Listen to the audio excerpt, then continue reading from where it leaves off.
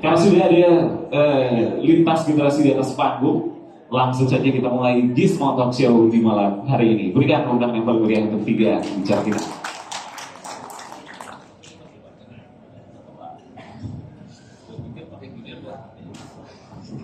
Oke, selamat malam teman-teman semua. Ternyata ramai banget ya ini Gizmologi ini acara Indonesia Gadget Award ya. Ini udah beberapa tahun dan selalu ditunggu-tunggu benar ya Mas Bambang ya. Dan diskusinya selalu berkelas dan berbobot ya. Makanya sponsornya banyak banget Mas Bambang. Luar biasa. Ya ini kita ngomongin AI sekarang udah jadi sesuatu yang kita pakai tiap hari. Saya juga heavy user AI juga. Kalau di handphone ada dua hal yang mungkin yang jadi selalu dipakai. Yang pertama itu adalah di kameranya, karena kita bisa hapus, kita bisa edit, kita bisa menghilangkan orang dari foto yang udah diambil. Kemudian yang kedua adalah asisten. Nah ini yang paling banyak dipakai ya, asisten generatif AI. Jadi kalau misalnya kita pakai Gemini, saya pakai Gemini, itu bisa diajak ngobrol dengan apa yang namanya Gemini Live itu. Jadi kadang-kadang saya di mobil itu karena nggak ada yang diajak ngobrol, dengerin lagu udah bosen, jadinya ngomong sendiri sama Gemini Live. Jadi nanya apa aja di Gemini Live, di Gemini Live Pak. Jadi kadang-kadang dulu saya nanya apapun ke istri saya, kalau sekarang nanya apapun ke Gemini ya. Jadi istrinya udah nggak ditanya lagi. Istrinya Gemini. Ya gitu, oke. Nah, tapi sebenarnya ini akan kita bahas adalah apakah ini kedepannya seperti apa gitu. Kalau misalnya ditanya apakah penggunanya banyak, udah ada yang riset bahwa kalau di handphone itu banyak juga yang sudah menggunakan AI-nya. Tapi dampaknya seperti apa? Nah ini nanti ada dua narasumber kita yang akan mengelaborasi hasilnya seperti apa nanti gitu. Nah apalagi ini Pak Ono juga ini punya pengembangan modul pembelajaran AI komprehensif. Nanti kita akan bahas lebih dalam lagi soal itu. Tapi yang pertama kita pengen tahu sih pasar dari smartphone sekarang itu seperti apa. Apakah AI ini hanya sekedar gimmick atau udah jadi fitur yang wajib, fitur yang baru dan fitur yang harus ada di dalam sebuah smartphone. Pasti akan ada banyak data yang kita lihat di paparan dari Mas Ridwan. Nah untuk perkenalan dulu Pak Ridwan ini siapa? Ini masih Gen Z ternyata, luar biasa. Mungkin bisa tepuk tangan dulu untuk Pak Ridwan dari Counterpoint Research ya.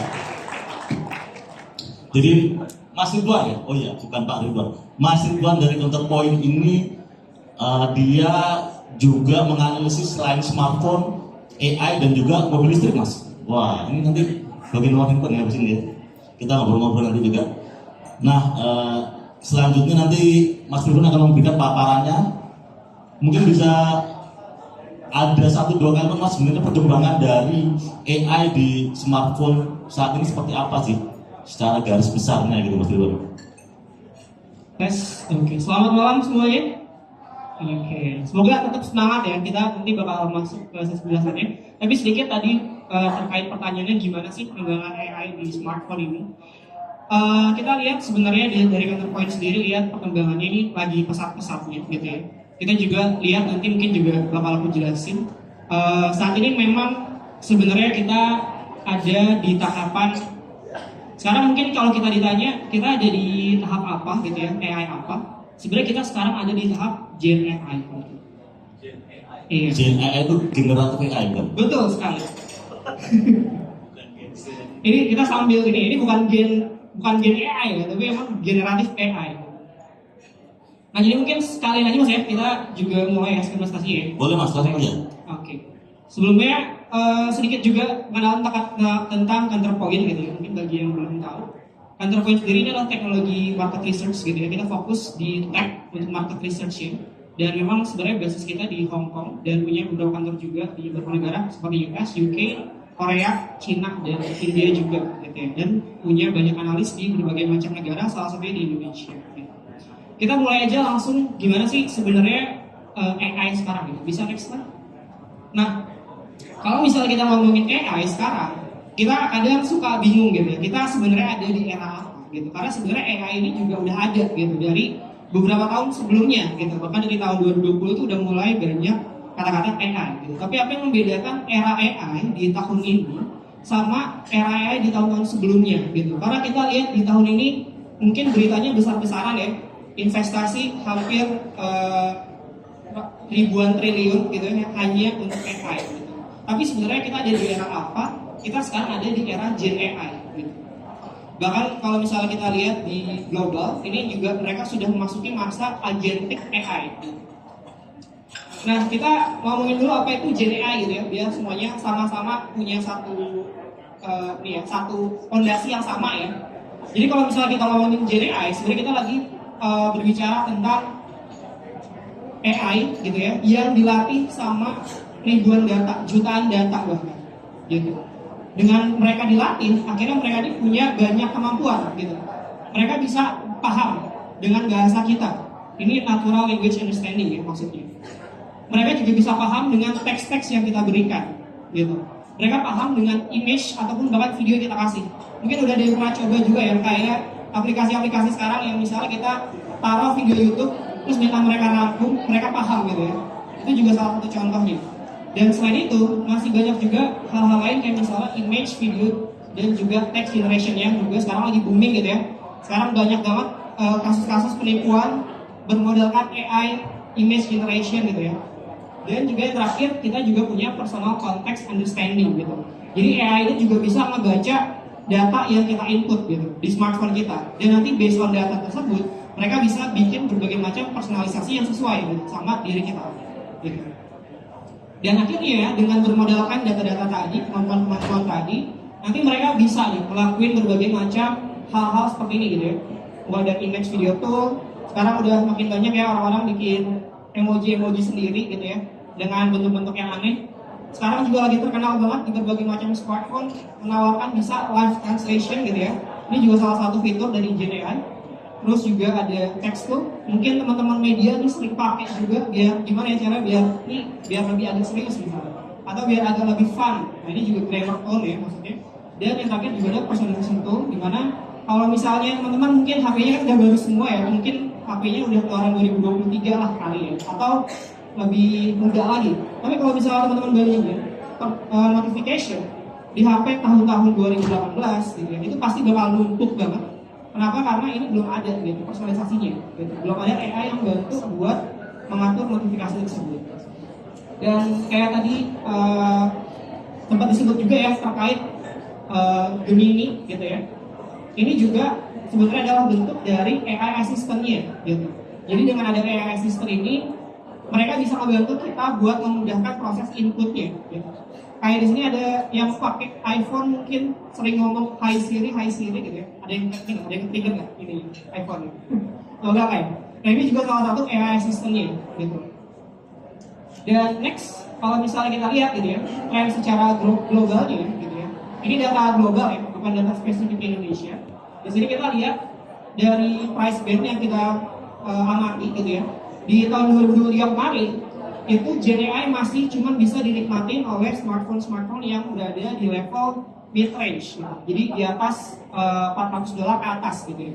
Tapi dilihat lagi ke tahun 2025 berjalan ini, itu kita lihat pergerakannya udah semakin murah gitu. Jadi smartphone ini udah semakin murah dan udah punya kemampuan Gen AI gitu.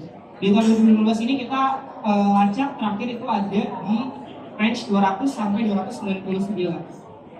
Yang artinya setiap tahun keberadaan Gen AI ini akan menjadi standar ke depannya, gitu. Baik di berbagai macam jenis smartphone, gitu. Dan bahkan nanti kita forecasting juga gitu di tahun 2028 ini bahkan smartphone yang ada bahkan biasanya udah disebut ultra low segment ya, di bawah $100 ini pun juga udah bisa nih merasakan fitur-fitur Gen AI itu sendiri. Kenapa seperti itu? Karena kita lihat sekarang juga investasi yang sudah dilakukan ini cukup besar gitu ya. Dan nanti bakal banyak juga kemungkinan yang terjadi adalah meningkatnya cloud AI gitu. Nah, cloud AI ini adalah salah satu cara gitu ya, dia bikin smartphone ini costnya lebih murah, tapi tetap punya kemampuan AI gitu, bersumberkan internet yang cepat ya nanti.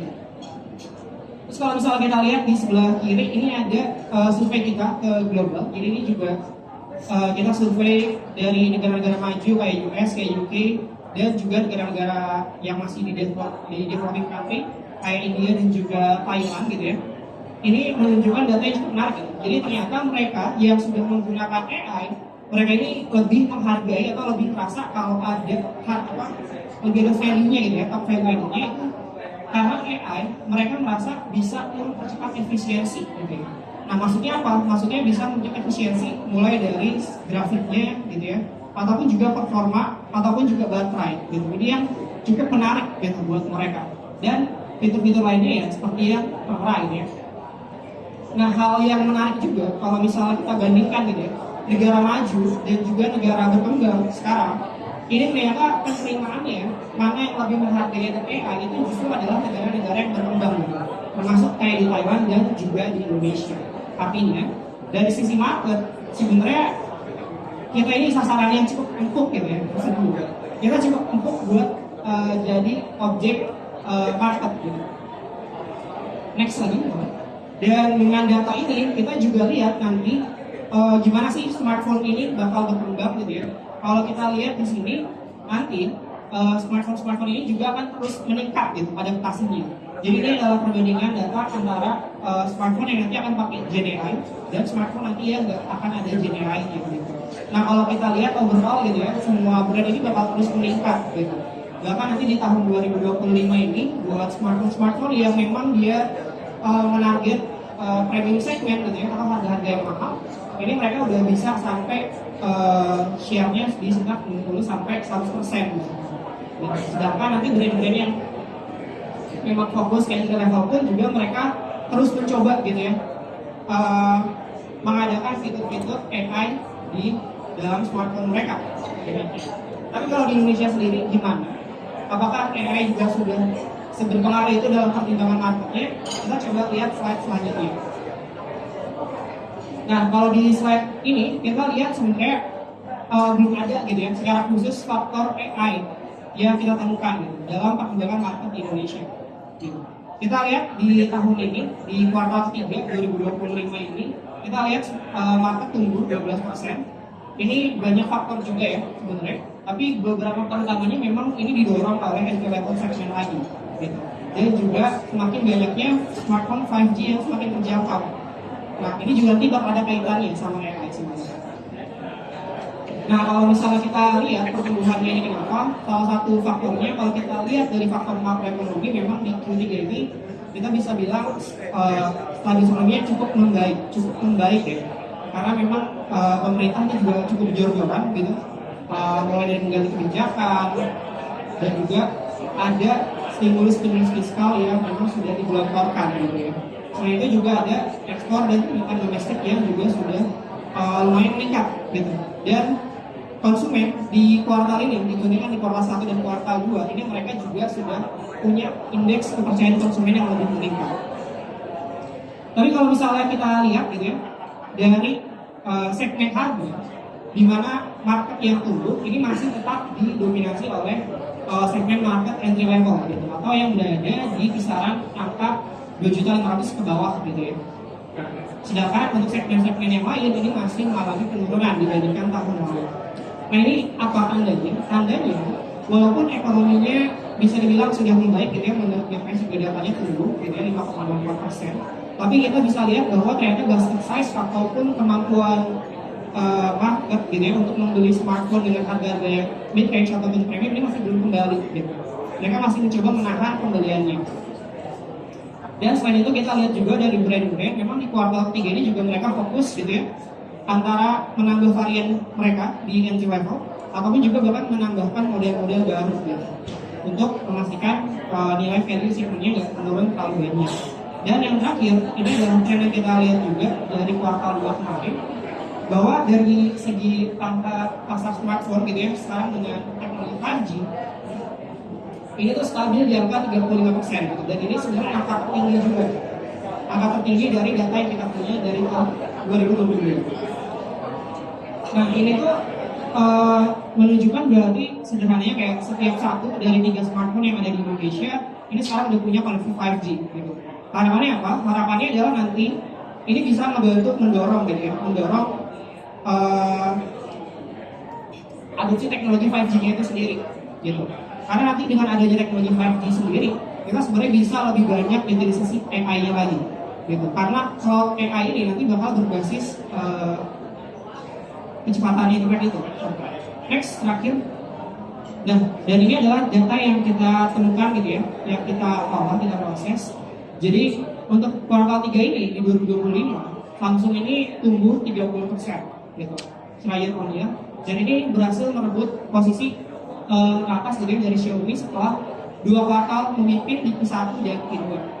Kita lihat pertumbuhan Samsung cukup signifikan di sini karena beberapa faktor. Salah satunya memang ditenagai oleh pertumbuhan Samsung Galaxy A series gitu ya, yang cukup signifikan di baik di level mid range oleh Samsung A56, A36 dan juga di entry level gitu.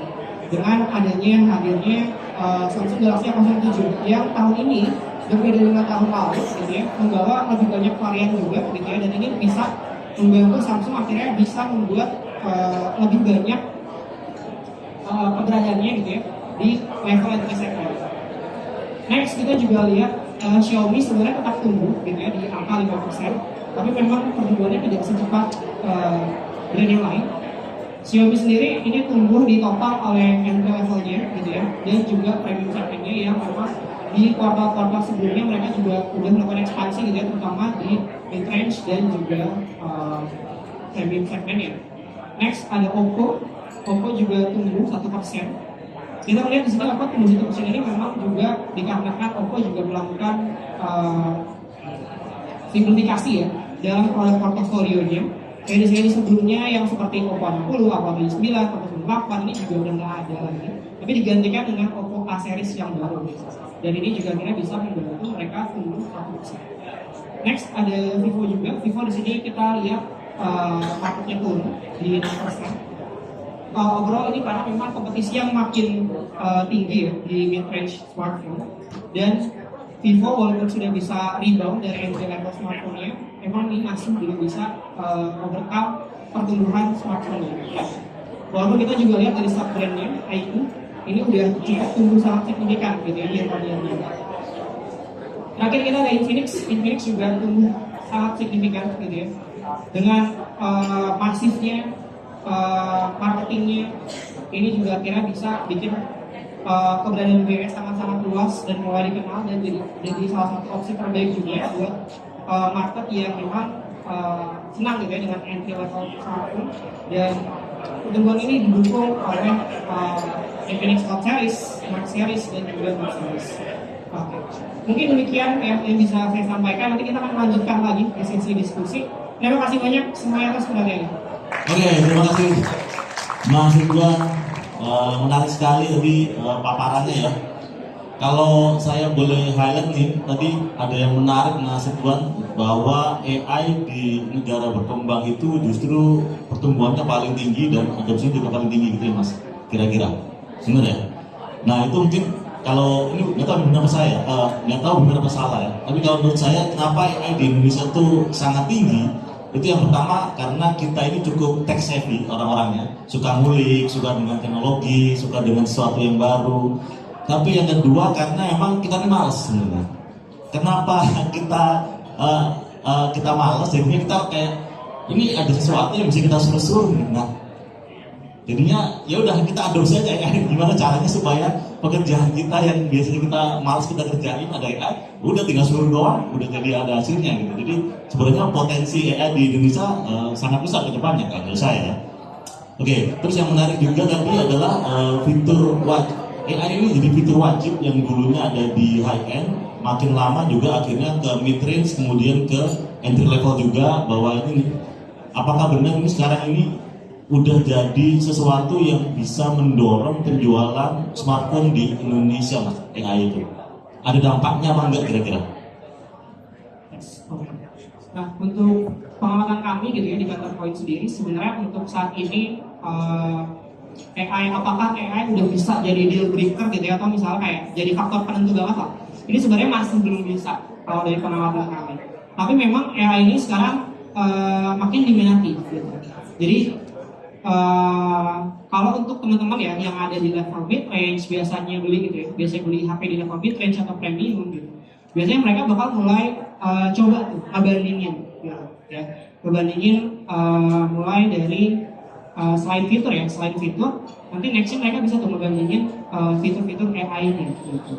Tapi memang kita belum bisa lihat bahwa dengan ketidakberadaan AI ini udah jadi deal breaker ya, atau bikin orang nggak jadi beli gitu misalnya, itu kita belum lihat itu saat ini. Tapi potensi AI sekarang memang jadi hal yang sangat menarik sih sebenarnya, karena memang bahkan sedang sangat banyak sebenarnya di-push gitu ya, maksudnya dari brand ini sebenarnya udah sangat-sangat berusaha gitu ya, push berbagai macam marketing gitu ya, ataupun juga branding terkait AI gitu. Tapi memang di Indonesia sendiri yang dari problem berdasarkan pengalaman saya memang kita masih kurang gitu dalam use case penggunaan AI-nya itu sendiri gitu. Kita masih belum eksplorasi ke sana sih. Gitu. Jadi makanya kita mungkin intinya belum bisa sampai faktor tadi, faktor penentu untuk menjadi beli nggak nih HP dengan AI gitu. Jadi sebenarnya use case-nya sebenarnya masih kurang sekarang untuk konsumen. Betul. Tapi next-nya bahwa PR dari brand sendiri adalah gimana mengedukasi, gimana supaya konsumen ini bisa lebih banyak experience dan juga lebih banyak use case lagi untuk penggunaan AI di smartphone. Kira-kira kayak gitu ya? Betul. Oke, nah ini kita nggak cuma ngomongin soal use case atau penggunaan, tapi ada pakarnya di sini, Pak Ono. Ini udah sudut pandang yang jauh berbeda.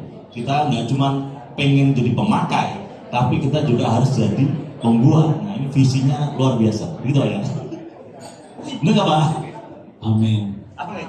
Ya, jadi Pak Ono ini kalau teman-teman pasti tahu semua ya. Kalau anak tekno nggak tahu Pak Ono mungkin balik aja belajar lagi gitu ya. Karena ini udah legendaris banget. Banyak yang nggak tahu.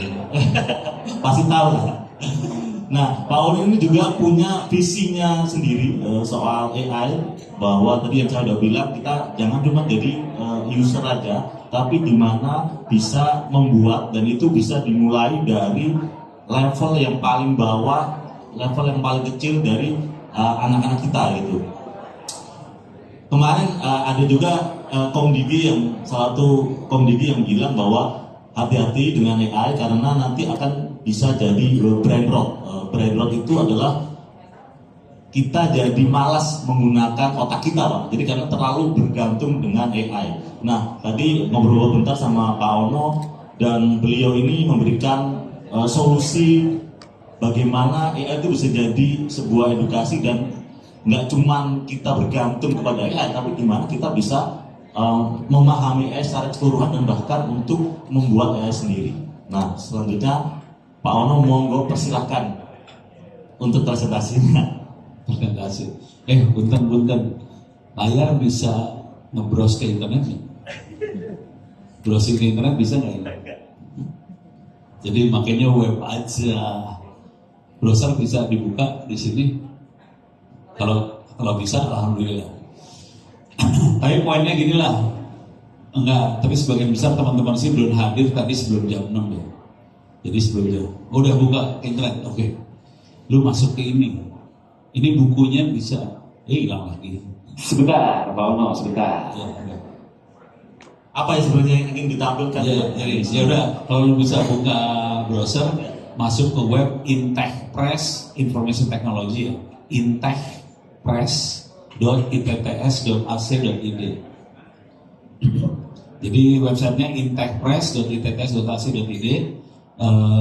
Intech Press S-nya 2 .itts.ac.id. itts.ac.id. Enter. Iya, di sebelah kanan ada buku gratis tuh. Buku gratis diklik.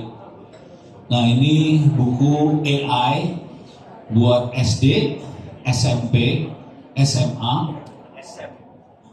SMK, sama guru. Total 23 buku, rata-rata satu buku sekitar 150 sampai 200 halaman, semuanya free. Gratis. Semuanya free. Yang agak parah adalah yang SMK. Yang SMK itu ngajarin anak SMK ngoding bikin AI sendiri. Tapi jujur ya, jujur tadi mungkin belum pada hadir. Ini di stage ini sebelum jam 6 gamer-gamer pada main di atas nih. Yang di kepala saya bukan gamenya sih sebenarnya. Yang di kepala saya tuh melihatnya gini, buset, itu HP keren-keren. Kalau gua bisa pasang AI di situ keren banget sih sebenarnya. Karena kami buat bikin AI kita butuh gaming device karena prosesor buat videonya kita pakai buat AI. Gitu. Jadi lu sayang punya handphone game yang keren gitu, kita pakai buat AI, keren banget hasilnya. Gitu. Dan kita udah nyoba bukan pakai. Jadi ini bukunya bisa diambil ya, ini free. Hari ini yang download sekitar 5 juta yang udah 4 juta yang download hari ini. Dan ini kemarin diundang sama dinas-dinas pendidikan di daerah, di Kendari, di Jayapura segala macam buat nginterin guru-guru. Jadi ini sedang berjalan supaya bangsa ini bisa pintar. Ini saya kasih review dikit ya. Yang SD itu ngajarin anak SD ngoding. Saya udah pernah ngajar waktu itu di Qatar, anak-anak SD umur 8 tahun dalam waktu 2 jam bisa bikin 2 aplikasi Android sendiri, bisa. Terus yang SMP itu bikin AI di handphone sendiri, ada di bukunya. Pernah kebayangin anak SMP bikin aplikasi Android di HP AI? Pakai yang namanya personal image classifier, ada lagi personal sound classifier, itu nanti modelnya dimasukin ke Android, jadi AI di Android. Yang SMA itu kita melakukan machine learning buat nganalisa, contohnya gini analisa. Ini teman-teman pada punya keuangan segala macam, kita bisa forecasting kira-kira tahun depan untungnya berapa sih? Gitu. Tapi ini kita bisa pakai buat macam-macam. Kalau yang SMK bikin AI sendiri, kira-kira kayak gitu ya. Itu nomor besarnya. Kenapa kita bikin seperti itu? Ini mungkin nggak terlalu keluar di komunitas ini, tapi jujur orderan banyak banget hari ini karena sederhana banget. Mungkin kalau komunitas ini lebih banyak targetnya ke user biasa, end user. Mereka akan larinya ke cloud AI, pakai ChatGPT apa segala macam. Tapi kalau kita masuk ke komunitas yang tertutup, misalnya pemerintah, misalnya DPR RI, misalnya militer, mereka tidak mau datanya kebuka, mereka tidak mau pakai yang cloud tadi, dan ini duitnya kenceng, asli kenceng, dan kita diundang, diminta tolong buat bikin ini semua. Nah, yang jadi masalah kalau harus bikin sendiri di server sendiri yang besar, itu jadi mahal. Terus saya tadi ngeliatin, buset, ini HP-HP udah makin keren banget hari ini. Kalau kita bisa bikin modelnya di handphone, udah bisa AI-nya jalan sih sebenarnya. Ini contoh sederhana banget. Ini contoh sederhana banget. Kemarin saya ngasih ceramah di Sumedang. Pesertanya UMKM. Ada 300 UMKM. Permintaannya gampang banget sih. No. Jadi ini banyak affiliate ya. Yang marketing kayak gitulah. Itu penghasilannya 1M nih 1 bulan, gua kalah. Ini penghasilan 1M nih, orang-orang ini di Sumedang, bayangin bukan Jakarta. Sumedang penghasilan 1M 1 bulan. Mintanya sederhana aja. No. Selama ini kita harus pakai WhatsApp kayak help desk. Jadi kalau ada customer nanya segala macam, harus ada orang di belakangnya yang harus jawab nih. Nih bayangin nih orang harus 24 jam nongkrong di depan WhatsApp. Tewas nih orang kan. Langsung pada minta, Wono, bisa nggak kita dibantuin supaya ini jawaban-jawaban mesin aja semua yang jawab. Udah. Semacam chatbot gitu ya. Tapi AI. Kalau chatbot kan harus kata-katanya harus fix. Kata ini jawabannya ini. Kalau AI kan katanya bisa lebih fleksibel kan. Lebih manusiawi juga. Nah, lu bayangin nih, Di Republik ini ada 60 juta UMKM. Wih, duitnya mantep men. Gak usah minta duit banyak-banyak lah.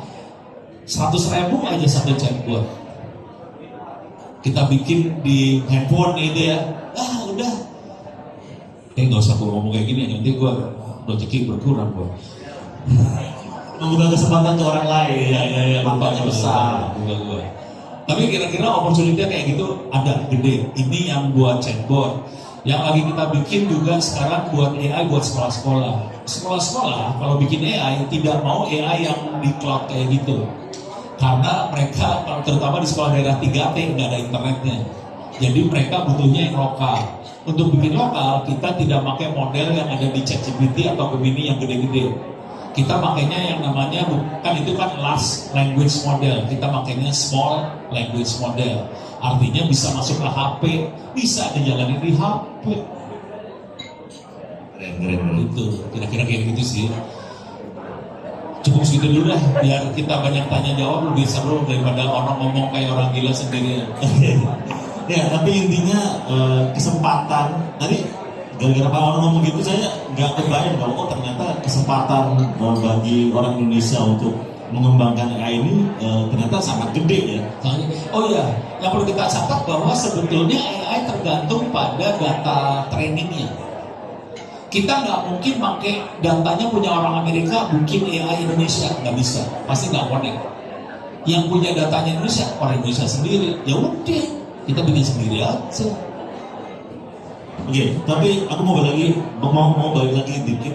Tapi sebenarnya kenapa anak-anak SD, SMP itu sudah harus belajar AI dan sepenting apa gitu untuk mereka ini bisa memahami AI ini? Oh, sorry, layar buka. Salah aja nih. Lu mintanya aneh-aneh sih dia. Buka browser. Oke. Buka browser. Ini saya kasih lihat yang buat anak SMP ya, buat anak SMP, gampang banget sih, sumpah gampang. Bukunya nanti bisa di-download di tadi ya, di TechPress. Sudah siap browser? Enggak, masuk Google. Masuk Google. Oke, kata kuncinya gini, Google spasi. Masukin kata kunci ya, Google spasi teachable machine. Ini gue jadi ngajarin, ini nggak apa-apa lah, biar seru lah. Enter, Google teachable machine, enter. Udah klik ke situ, teachable machine-nya Google, diklik. Ini buat anak SMP ya, sama anak SD. Oke, turun ke bawah. Ini, nah ini atas juga bisa lah, di atas juga kelihatan tuh. Ini atas. Ini kita bisa pakai HP, pakai kameranya HP. Kita kasih training data. Ini suara nih, lagi suara nih ya. Nah kalau ini pose. Oke. Nah ini muka anjing, ini muka cantik, ini anjing dan cantik gitu ya. Nanti perhatiin ada ininya di bawah sini nih. Ini klasifikasinya. Ini apa, dia bisa klasifikasi sendiri. Jadi anak-anak bisa belajar dan ini bisa masukin modelnya, bisa kita download, kita bisa bikin aplikasi di HP. Ini buat anak SMP kayak ginian, bisa bikin gampang, asli gampang banget. Tapi lu nggak bisa, karena lu bukan anak SMP. Gue lagi ngaco. Oke, jadi ini membuat kesempatan juga nih, kayaknya ini bisa dilakukan di handphone. Bisa. Iya. Berarti kalau mau programming ada lagi sih. Mau dibukain ya Pak? Cukup. Nanti lagi biar. Nanti lagi ya, siap. Ya. Tahu kan dulu dong, Ya, ini membuka kesempatan juga untuk melakukan edukasi bahwa AI pun bisa langsung dilakukan di handphone untuk anak-anak. Jadi kalau misalnya ada pabrikan smartphone mau bikin program edukasi juga bisa lah gitu ya. Bisa. Oh, ini ya. Ini bayangin. Apalagi? Anak Republik Indonesia tahu ada berapa yang lagi belajar di Indonesia? Nggak tahu. Ini bayangin, tiap tahun ada 6 juta anak Indonesia masuk SD. Tiap tahun. Masuk SD loh. Dikali berapa? Dikali 6 sama 6 tambah 6 itu berapa sih? 12. 6 12 kali 6 berapa? 12 kali 6 kalkulator gua rusak. Pokoknya 60 juta lebih lah. 72. 72 ya. Betul. Bayangin ada 72 anak SD, anak-anak lagi belajar, butuh HP. Itu namanya pasar. Iya. Ini belajar AI, ya udah. Tinggal berantem, tapi ya harga HP sama laptop hampir sama ya. Itu aja sih. HP kan dipegang terus, jadi seharusnya kalau misalnya mereka bisa mutak-mutik langsung dari handphonenya, Bisa lebih seru. lebih seru. Lebih seru. Iya. Oke, Setuju? setuju. Setuju banget. Mantap ya. Mantap, mantap. Iya. Oke, mungkin ada 1-2 kalimat lagi yang ingin disampaikan kepada teman-teman. Cukup. Thank you. Cukup. Tadi ngomong banyak lebar, sekarang buat penutup malah cukup. Cuma 1-2 kalimat. Tapi kalau intinya gini lah, yang ada di kepala saya pengen bangsa ini bisa berdaulat, mandiri, dan semuanya bisa kita kerjain sendiri sih. Supaya duitnya muter di Indonesia lagi. Tapi ya tetap aja teman-teman dari yang lain kalau mau jual barang Indonesia ya kita terima-terima juga.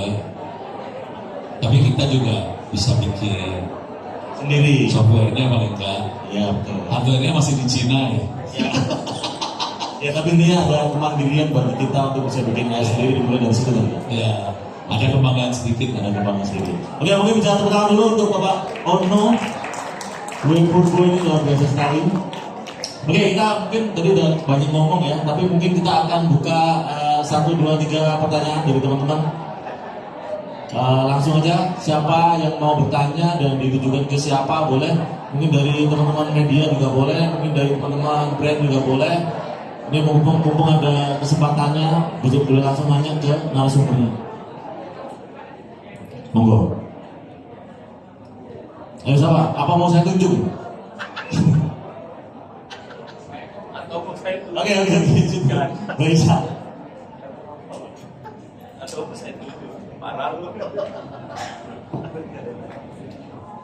Selamat malam, Selamat malam, Mbak. Ica dari Ganggu ID. Terus terang, mungkin saya kurang pengetahuan, jadi ketika Pak Ono cerita tuh saya terkaget-kaget gitu. Karena terus terang bisa dibilang kalau orang bicara AI itu semuanya dari luar.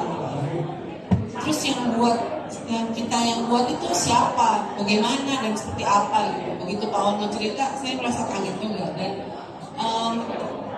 sebenarnya ide itu dari mana sih Pak? Kok tiba-tiba muncul itu gitu. Itu yang pertama Pak. Yang kedua, kira-kira Bapak membayangkan Indonesia bisa buat AI yang begitu banyak itu kapan Pak? Kalau sekarang kan mungkin Bapak masih ngajarin satu-satu atau masih roadshow pelan-pelan gitu lah ya Pak. Kapan itu bisa jadi booming lah ya? Karena terus terang saya kangen dengan produk-produk Indonesia. Hidup Indonesia! Hidup. Gua nanya balik. Ini semua pada pernah pakai toko online belum? Pernah ya? Kenapa? Oke, pertanyaan sederhana aja. Iklan kalau kita masuk ke toko online, iklan setiap orang sama atau beda? Beda. Beda. Kenapa bisa beda? Karena ngikutin apa yang tingkah laku kita di internet. Gitu ya. Jadi si toko online akan mencatat apa yang kita beli, apa yang kita pesan, apa yang kita like, apa yang kita search. Oke. Dari situ dia bisa profiling kita tuh siapa, kita sukanya apa. Dari situ jadi iklan. Proses ini namanya AI. Jadi selama ini toko online udah melakukan AI tadi, tapi mereka nyebutnya machine learning ya, bagian dari AI. Kalau tadi tanya kapan, udah dari dulu kita kerjain. Coba tuh nggak bisa kasih tahu. Dulunya kapan Mbak? Biar ada tahunnya, tanggal, tahun, bulan. Kalau AI benernya sih dari tahun 50-an. Pak Ono aja mulai Gue. pikiran dia. Gue. Ah. Oke, ini jujur ya. Saya sejak sebelum COVID sering diminta tolong sama staf khusus presiden, sama BPKP. Jadi gini ceritanya. Teman-teman di sana butuh dukun. Butuh melihat program apa yang cocok buat rakyat Indonesia. Tapi kalau yang dulu-dulu mungkin pakai menyan. Yang sekarang kan misalnya sederhana aja, Dirjen Anggaran di Departemen Keuangan dia ngumpulin semua laporan keuangan seluruh Republik Indonesia. Dari situ dia bisa forecasting ke depan. kira-kira program apa yang cocok buat bangsa Indonesia. Nah, yang namanya forecasting itu udah AI, udah mesin learning. Jadi udah sejak sebelum COVID udah saya kerjain sih. Gitu ceritanya. Jadi udah kebutuhan itu ada. Cuman itu kan levelnya level sono ya, level atas. Nah, karena pengalaman tadi kita bikin buku AI ini targetnya supaya anak-anak udah mulai siap dari bawah buat menggantikan kami-kami yang sudah tua itu loh. Itu cerita.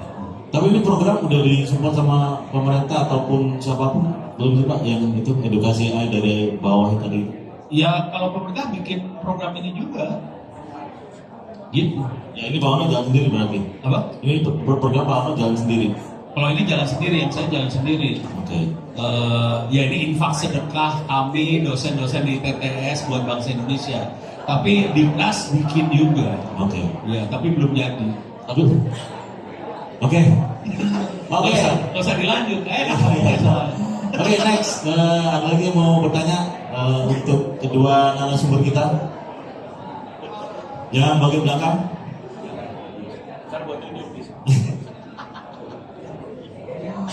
Ayo, yang mau bertanya lagi?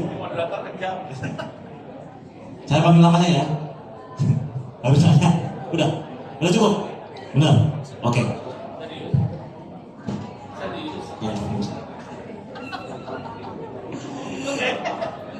Oke, terima. Tadi diskusinya udah luar biasa seru, udah menarik. Ini sebenarnya ada kata-kata penutupnya, tapi saya beri sendiri aja.